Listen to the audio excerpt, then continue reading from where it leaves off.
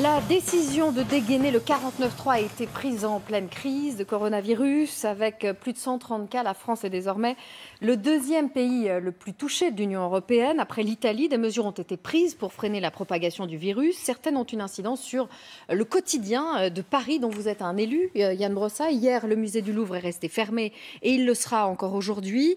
L'Accor Hôtel Arena ex-Bercy a été fermé aussi. Le semi-marathon également annulé. Le salon de l'agriculture a dû fermer ses portes un jour plus tôt.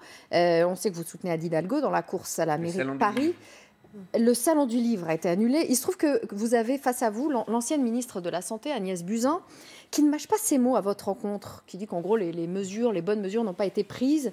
Est-ce que la capitale est vraiment prête à affronter l'épidémie ?